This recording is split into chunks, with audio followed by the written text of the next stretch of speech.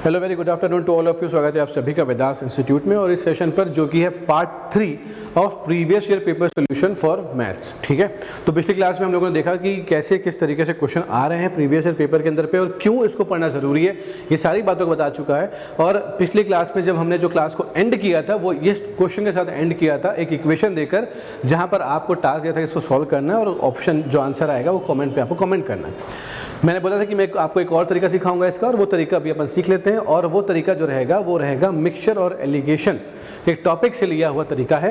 तो वो तरीके से हम इस क्वेश्चन को सॉल्व करने का प्रयास करेंगे। जो भी आंसर आएगा चेक करते हैं।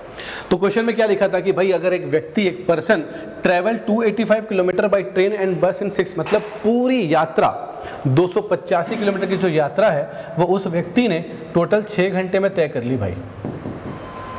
ठीक है, टोटल 6 घंटे में तय कर ली। और उसने पहले ट्रैवल किया था पूरे डिस्टेंस को, मतलब उसने जो ट्रैवल किया था पहले वो किया था बस से, और बस की जो स्पीड थी वो थी यहाँ पर टोटल 40 किलोमीटर प्रति घंटा। ठीक है, ट्रेन से उसने ट्रैवल किया, बचा हुआ रास्ता उसने ट्रैवल किया ट्रेन में 86 किलोमीटर प्रति घंटे की रफ्तार से। अब पूछ रहा है कि जो डिस्टेंस है, जो ट्रेन से ट्रैवल किया हुआ डिस्टेंस है वो कितना होगा, ये आपको बताना है। इसके लिए अपने को क्वेश्चन को सॉल्व करना है। मेरे पास दो स्पीड है सर, एक बस की भी स्पीड है और ट्रेन की भी स्पीड है। तो यहाँ पर मैं लगा दिया बस और यहाँ पर मैंने खड़ी कर दी ट्रेन। पूरी यात्रा की जो स्पीड रही है वो क्या रही है, दूरी बटे समय, डिस्टेंस डिवाइड बाय टाइम, यानी कि स्पीड निकल कर आ जाएगी। और वो कितनी हो गई, तो 285 बटे 6। ठीक है, 285 बटे 6 ये उसकी स्पीड है। ठीक, तो अब मैं अगर देखूं, मैंने बस की स्पीड को लगा दिया सर यहाँ पर जो दिया हुआ है 40, और ये लगा दिया मैंने 86, और ये कितना हो जाएगा 285 बटे 6। तो यहाँ पर जो मुझे रेशो निकल कर आएगा, अनुपात निकल कर आएगा, वो निकल कर आएगा उनके डिस्टेंस का जो कि ट्रेन या बस ट्रेवल करने वाली होगी। तो ये अगर देखूँ तो कितना आ जाएगा, ये 45 बटे 6 कितना आ जाएगा 45 बटे 6, और ये हो जाएगा अगर 285 में से माइनस 86 गुना 6, बड़ी वैल्यू छोटी वैल्यू, बड़ी वैल्यू छोटी वैल्यू। ठीक है, तो 86 मल्टीप्लाई बाय 6 करोगे तो कितना आ जाएगा आपका 516 आ जाएगा, और 516 माइनस 285 बटे 6 करोगे तो 231 बटे 6 आपको यहाँ पर देखने को मिलेगा। तो ये अनुपात आ गया बस और ट्रेन का, किसका आ गया, बस और ट्रेन द्वारा तय की गई दूरी का। कितना है, तो बोला 231 बटे 6, और ये कितना है 45 बटे 6, ये दोनों 6 हो गए कैंसिल। अगर अनुपात देखें तो कितना आ जाएगा, तो ये अनुपात आ जाएगा यहाँ पर ये 15, और ये हो जाएगा 77। ठीक है, 77 बटे 15 हमें निकालना है किसकी स्पीड दूरी है, तो ट्रेन से उसने कितनी दूरी तय करी हमें ये निकालना है। तो ट्रेन की जो दूरी हो जाएगी वो कितनी हो जाएगी, तो बोला कुल दूरी कितनी है, तो बोला 285 किलोमीटर की दूरी है, मल्टीप्लाई बाय ट्रेन के हिस्से में कितना आया 15 बटे कितना हो जाएगा 77 प्लस 15 यानी कि 92, 77 प्लस 15 यानी कि 92। ये वैल्यू जो आएगी ये आपका ट्रेन का डिस्टेंस निकल कर आ जाएगा, जो कि वैल्यू जो आएगी वो पॉइंट में आएगी, और पॉइंट में कहीं दिया नहीं हुआ है, इसीलिए ऑप्शन नंबर डी जो रहेगा वो इस क्वेश्चन का सही जवाब रहेगा। हम सॉल्व भी नहीं कर रहे ना, क्योंकि वो कैंसिल होगा, किसी से कैंसिल होगा नहीं। जब कैंसिल नहीं होगा तो वैल्यू जो रहेगी वो दशमलव में पॉइंट में आएगी, और पॉइंट वाली वैल्यू जो है वो ऑप्शन में दी नहीं है, इसलिए नन ऑफ दीज ही आपका सही जवाब रहेगा। ठीक है, चलो अगला सवाल रहेगा। आंसर क्या आ रहा है वो आप लोग चाहें तो कमेंट सेक्शन में कमेंट कर सकते हैं। हाँ, अगला बहुत ही महत्वपूर्ण और इम्पॉर्टेंट सवाल वो ये है, 5 मीटर लंबे, 4 मीटर चौड़े और 3 मीटर ऊंचे कमरे की दीवारों की पुताई का खर्च 5 रुपये प्रति वर्ग मीटर के दर से उसके हिसाब में कितना खर्च किया जाएगा। What will be the cost of painting the walls of a room 5 metre long, 4 metre wide and 3 metre high at rate of ₹5 per square metre. 1 metre square यानी कि 1 वर्ग मीटर की जो पुताई करने का जो खर्चा आ रहा है 5 रुपये आता है। ठीक है, तो दीवार में जो पुताई होती है, जो पेंटिंग होती है वो छत पे तो नहीं हो रही सर। ठीक है, दीवारों को पेंट करने की बात कही जा रही, छत मतलब ऊपर नहीं हो रही, ज़मीन पे तो नहीं हो रही, कहाँ पर हो रही है, मुख्यतः वो चारों दीवारों पर ही पेंटिंग की जा रही है। ठीक है, चारों दीवारों पेंटिंग करते हैं। तो इस पूरे दीवार का क्षेत्रफल क्या होगा, अगर मेरा जो एक कमरा है जो इस तरह का बना हुआ है, जिसकी लंबाई चौड़ाई जो दी हुई है वो 5 मीटर लंबा है, 4 मीटर चौड़ा है और 3 मीटर ऊंचा है। ठीक है, तो इसके हिसाब से देख लो कि area of 4 wall of room, area of 4 wall of room, जो टॉपिक आप पढ़ रहे हो, जिस क्वेश्चन है उसका, ये टॉपिक का नाम है मेंसुरेशन, और ये है 3D यानी कि आप यहाँ पर आयतन पढ़ रहे हो, ठीक है। 3D का पार्ट है यानी कि 4 कमरों के क्षेत्रफल, एक कमरे के 4 कमरों का क्षेत्रफल क्या होता है, तो 2 into L plus B into H. भैया ये जो फॉर्मूला है ये है आपका lateral surface area, lateral surface area किसका, क्यूबॉइड का, घनाभ का जो क्षेत्रफल होता है आपका पार्श्व पृष्ठ क्षेत्रफल, ये उसका फॉर्मूला है और वही 4 दीवारों को दर्शाता है। तो क्या हो जाएगा, तो 2 इंटू एल प्लस बी मतलब लेंथ प्लस ब्रेथ यानी कि 9, 5 प्लस 4 9, मल्टीप्लाई बाय कितना 3, तो कितना हो जाएगा 54 मल्टीप्लाई बाय 3, ये कितना हो जाएगा 162 मीटर स्क्वायर। ये इतना क्षेत्रफल दिखेगा, ठीक है। कितना आ गया, इतना क्षेत्रफल आपको नजर आ जाएगा। इसको मल्टीप्लाई किससे कर दीजिएगा सर, 5 से कर दीजिएगा, तो वैल्यू आपको क्या मिल जाएगी, सॉरी ये 5 है, मैं इसको 3 लिख दिया, सॉरी ये 5 है, ठीक है। तो 2 सॉरी ठीक 2 इंटू 4 प्लस 5 मल्टीप्लाई सेम, ठीक है। तो 9 मल्टीप्लाई बाय 2 मल्टीप्लाई बाय 3 कितना हो जाएगा, बोलना 18 मल्टीप्लाई बाय 3, सर ये हो गया आपका 54, कितना हो गया 54।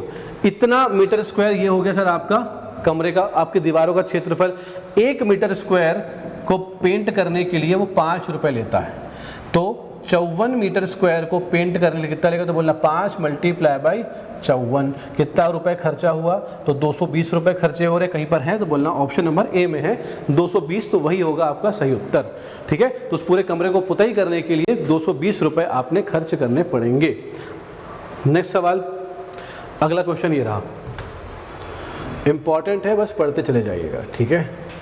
ये थोड़ा सा आपके साथ खेलेगा तो अपन भी खेलेंगे। क्वेश्चन में लिखा हुआ है the sum of 2 numbers is 144 and their LCM is 420, then find the smaller number. यदि 2 अंकों का योग 144 है और उनका लघुत्तम 420 है, तो ये बताओ कि जो छोटा अंक है वो क्या होगा, जो छोटा अंक है होगा वो क्या होगा।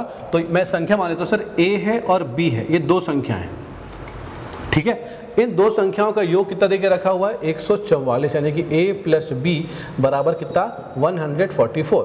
इनका लघुत्तम जो देके रखा हुआ है 420 देके रखा हुआ है। अब क्योंकि 2 संख्याएं हैं, ठीक है, ये 2 संख्याएं जो है मैं मान लेता हूँ कि बट के बनी होगी किसी अलग अलग संख्याओं से, तो इनका कोई ग्रेटेस्ट कॉमन फैक्टर भी होगा, इनके बीच में एक कॉमन फैक्टर होगा, मैंने उसको मान लिया क्या x, दोनों में मल्टीप्लाई बाई a और multiply by a, sorry multiply by b। ये क्यों लिया सर, इसका समझ लो तुम एग्जांपल छोटा ए भाई लिखा था। जैसे कि एक नंबर है 12 और 16, इसको ये कैसे बनेगा, तो बोला सर 12 और 16 जोड़ने पर 28 मिलता है, लेकिन 12 और 16 का कुछ ना कुछ तो महत्तम भी होगा ना, एचसीएफ भी होगा। हाँ, जैसे 4 इंटू 3 हुआ और ये 4 इंटू 4 हुआ, मैंने तोड़ दिया ना उसको, तो ये दोनों क्या, ये क्या बन जाएगा 4 आपका एचसीएफ बन जाएगा। ये कोई संख्या होगी, दोनों अलग अलग होगी उसमें। उसी तरीके से मैंने इसको मान लिया कि x जो है ये आपका महत्तम है, एचसीएफ है, और a और b भी है, ठीक है। अब यहाँ पर अगर आप इसका एलसीएम निकालोगे तो क्या बनेगा, दोनों में कॉमन क्या है सर, x है, x लिख दिया, ये a मल्टीप्लाई कर दो, ये b मल्टीप्लाई कर दो, यानी कि जो x a b है, जो x into a into b है, वही क्या है सर, वही एलसीएम है। और वही क्वेश्चन में क्या लिखा हुआ है 420, कितना लिखा हुआ है 420 लिखा हुआ है, ठीक है 420 लिखा हुआ है। अब a की जगह पर अगर मैंने x a लिख दिया और b की जगह मैंने अगर x b लिख दिया, 144 कॉमन क्या है सर, x कॉमन है, a प्लस b बराबर कितना आ जाएगा, तो बोलना 144 आ जाएगा, कितना आ जाएगा 144 आ जाएगा, ठीक है। तो इस तरीके से आप इस क्वेश्चन पे इक्वेशंस पे कन्वर्ट कर सकते हो, बना सकते हो, ठीक है। इक्वेशन यहाँ पे आप क्या कर सकते हो, बना सकते हो। थोड़ा तो उम्मीद है कि यहाँ पे आप क्वेश्चन के तो पहुँचोगे। तो यहाँ पर 144 आपको मिला है और यहाँ पर आपको 420 मिला हुआ है, ठीक है। एक्स ए बी जो है वो आपका 420 आ गया और दोनों को सम करने पे कितना आ गया 144 आ गया। चलो ट्राई कर सकते हो यहाँ से, तो बताओ कि आपको आंसर मिलेगा और क्या दिखेगा, अगर कुछ दिख पा रहा होगा तो।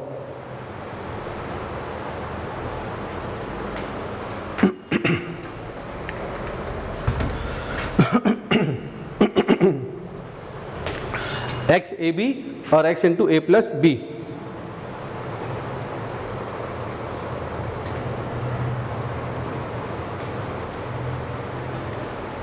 अब यहां पर अगर आप इक्वेशन को देखोगे तो सर मेरे पास 2 इक्वेशन है, कौन सा, एक x इंटू ए प्लस बी बराबर 144 और ये x इंटू ए इंटू बी बराबर कितना, तो बोला 420। अगर मैं इन 144 और 420 को तोड़ने की कोशिश करूंगा, क्योंकि दोनों में क्या दिख रहा है सर, मेरे पास मल्टीप्लिकेशन में क्या है x है, मल्टीप्लिकेशन में x, मतलब ये एक संख्या और ये एक संख्या, ये एक संख्या मान लिया, इसको एक नई संख्या मान लिया।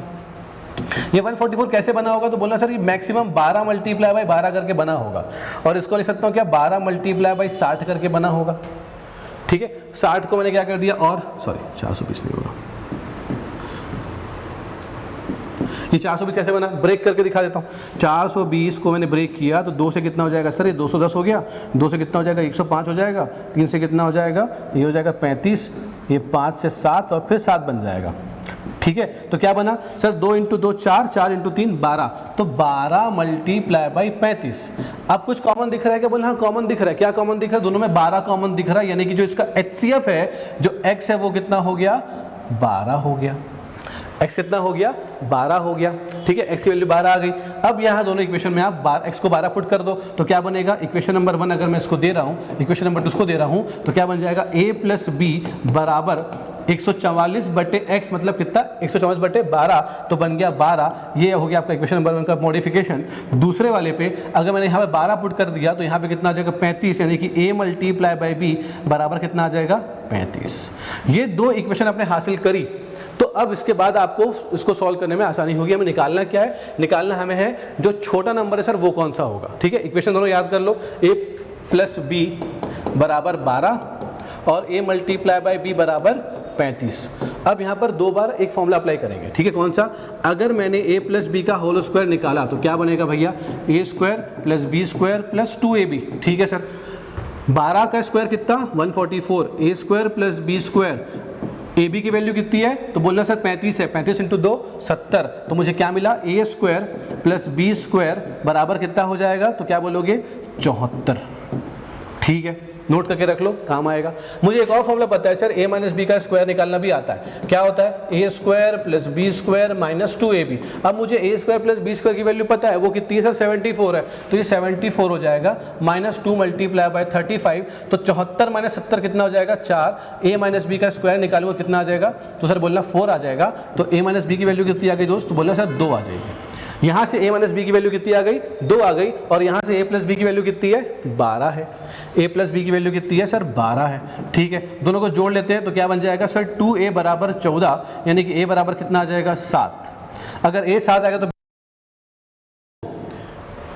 ठीक है, सॉरी b कितना आ जाएगा 5।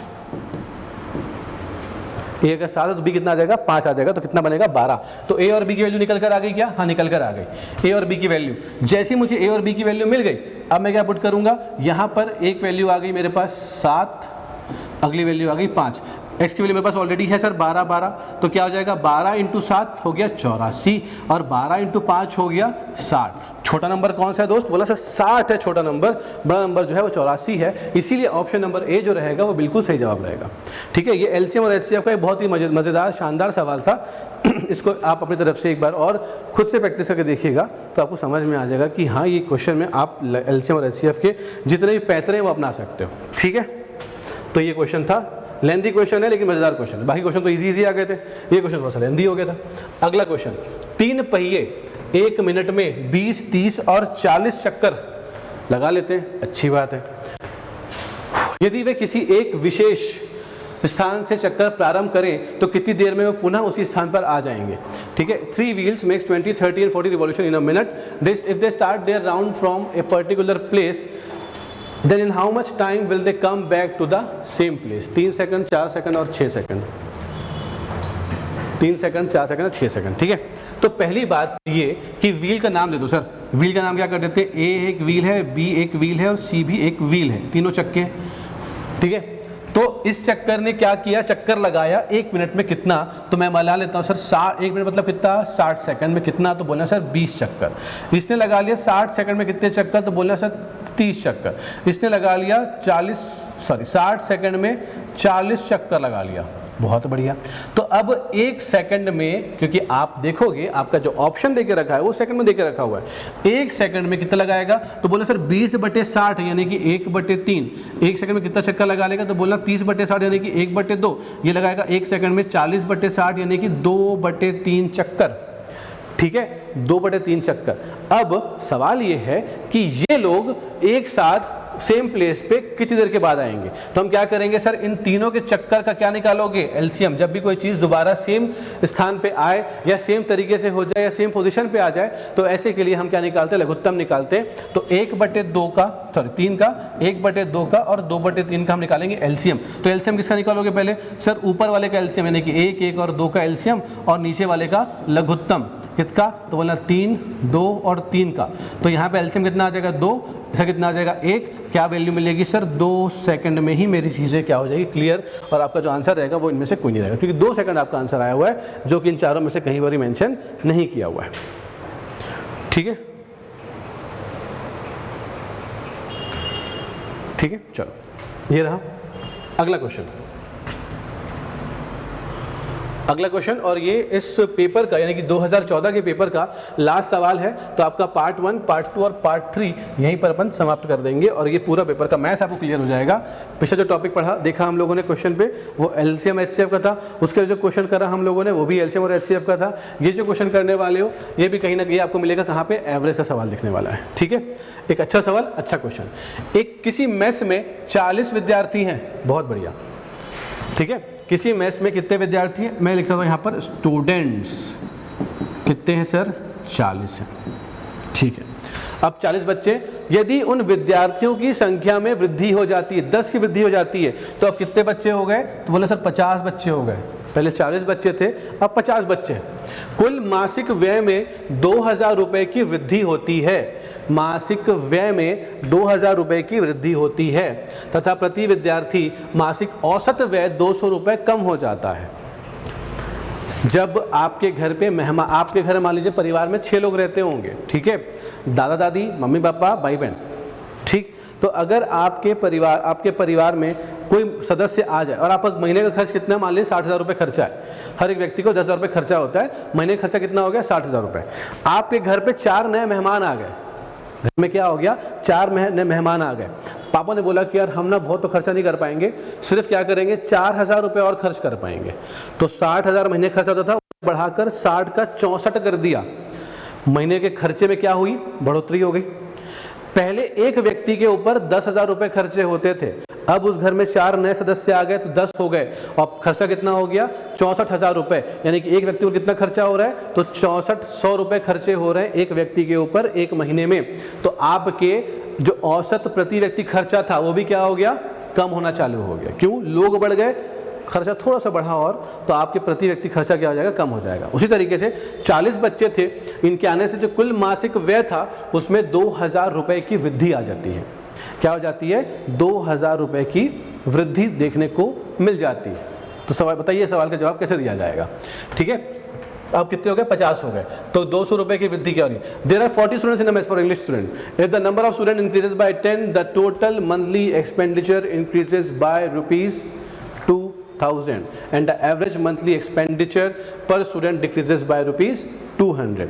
तो भैया यहाँ पर जो ये एवरेज अगर मैंने मान लिया तो वो कितना हो गया था, तो एवरेज खर्चा होता था एक के ऊपर पे कितना, x होता था। ठीक, कितना होता था, x होता था। अब वो एवरेज खर्चा कितना हो चुका है प्रति व्यक्ति, क्या हो जाएगा, तो बोलना वो 200 रुपये कम हो जाएगा। यानी कि ये हो जाएगा अब x माइनस 200। ठीक है, x माइनस 200। तो टोटल खर्चा कितना होता था, बोला सर टोटल खर्चा पहले जो होता था वो था 40x।